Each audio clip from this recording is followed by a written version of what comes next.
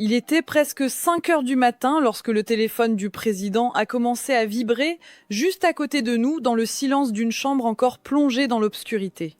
La lumière de la ville filtrait à peine à travers les rideaux épais. Nous étions allongés côte à côte, immobiles, comme si le temps s'était arrêté.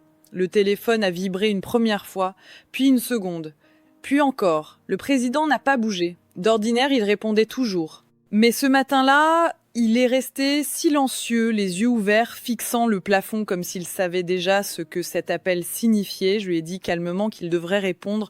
Il a souri, presque amusé, et m'a répondu que le monde pouvait bien attendre encore quelques minutes, que, pour une fois, son rôle pouvait rester à la porte. Le téléphone continuait de vibrer. Alors je me suis redressée, je l'ai regardé, et j'ai dit les mots justes, ceux qui font basculer une décision. Il a fini par céder. C'est aussi cela, le pouvoir des maîtresses. Pas celui de commander, mais celui d'influencer sans en avoir l'air. À cet instant précis, j'ai compris que même les hommes les plus puissants savaient renoncer parfois quand la bonne personne le leur demandait. Je pense qu'à ce stade, vous vous demandez qui je suis.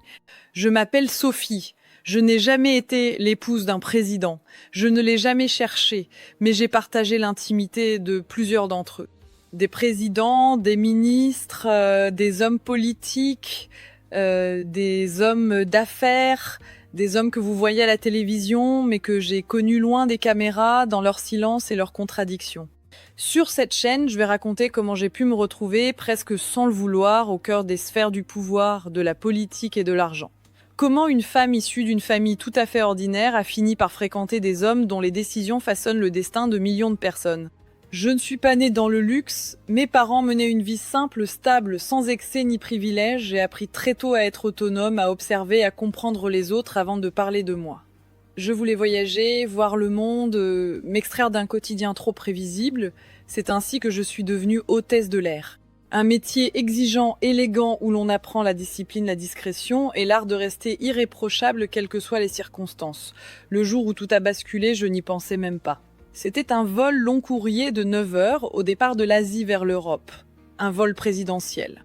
Pour moi, ce n'était qu'une mission parmi d'autres, un service à assurer avec la même rigueur que d'habitude.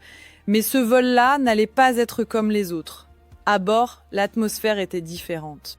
Plus silencieuse, plus tendue. Chaque geste comptait, chaque regard était observé. Il était assis quelques rangs plus loin, entouré de son équipe. Un homme habitué à être obéi, mais fatigué par le poids de son rôle. Nos regards se sont croisés brièvement. Rien de spectaculaire. Juste un instant suspendu, comme si quelque chose venait de s'ouvrir sans bruit. Ce jour-là, je ne savais pas encore que ce vol de 9 heures allait changer ma trajectoire. Que le simple fait d'être à bord de cet avion me conduirait, peu à peu, dans un monde où les règles sont implicites, où les relations comptent plus que les titres, et où l'intimité devient parfois une monnaie d'échange. Ce que je vais raconter ici, ce sont des fragments de ce monde-là, des histoires faites de rencontres, de pouvoir, d'argent, de désir, de pièges, de réussite et de chute. Des histoires où rien n'est jamais totalement innocent. Si vous êtes ici, c'est que vous êtes prêt à entendre ce qui se passe loin des discours officiels. Je suis Sophie, l'ex-maîtresse des présidents. Abonne-toi pour savoir les réalités de ce monde.